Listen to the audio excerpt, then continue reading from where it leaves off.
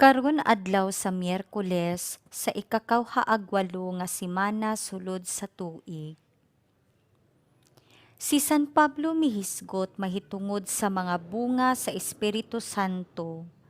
Ang siyam ka mga bunga nga iyang gilista, dili bunga sa atong kaugalingong paningkamot.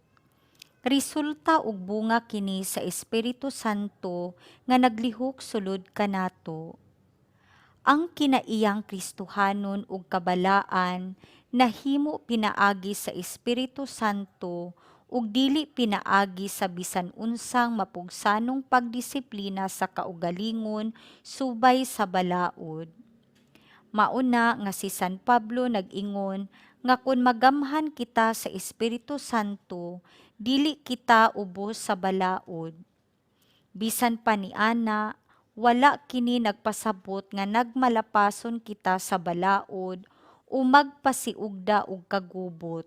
Sukwahi niini kun magamhan kita sa Espiritu ni Kristo, wala na kita manginahanglan og balaod aron mabuhat ang sakto ug malikayan ang bating binuhatan.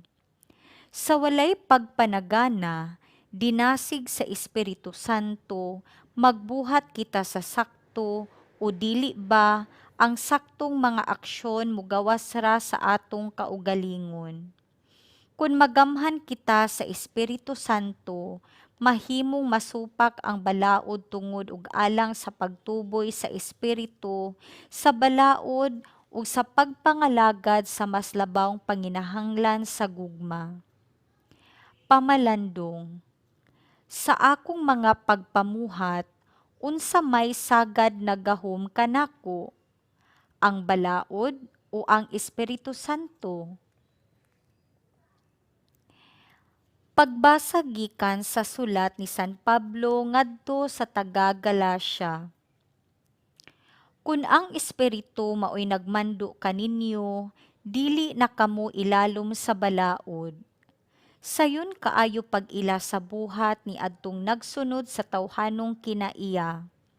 Makita kini diha sa malaway, hugaw ug hilas nga mga buhat, ingon man sa pagsimba sa mga Diyos ug sa pagpamarang. Makita usab kini sa pagdinumtanay, pagbingkil-bingkil sa kasina, sa kapungot, sa kahakog, sa pagkabahin-bahin, pagkamasinahon, pagkapalahubog, pagkamapatuyangon sa lawasnong pangandoy, ug uban pang mga butang nga sama niini.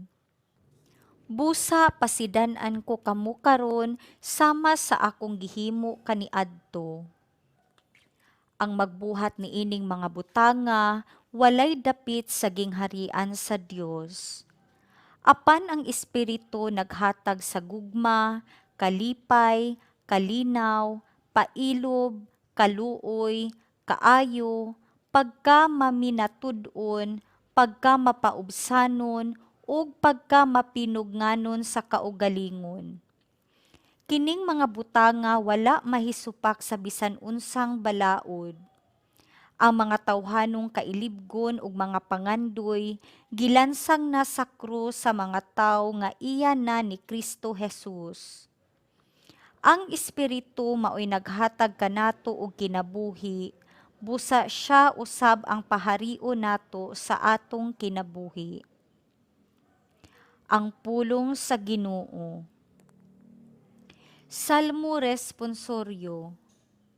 Ang magsunod kanimo Ginoo, makabaton sa kahayag sa kinabuhi. Bulahan ang tawo nga wala magsunod sa tambag sa dautan, ni maglakaw sa dalan sa mga makasasala, ni makig-uban sa mga walay ulaw, kundili nalipay pagpalandong sa balaod sa Ginoo sa adlaw ug sa gabii. Ang magsunod kanimo Ginoo, makabaton sa kahayag sa kinabuhi. Sama siya sa usa ka kahoy nga gitanom duol sa masulog nga tubig, nga nagahatag sa iyang bunga sa tingbunga, ug ang iyang dahon dili gayud malarag. Bisag unsay iyang buhaton, mulampos. Ang magsunod kanimo Ginoo makabaton sa kahayag sa kinabuhi.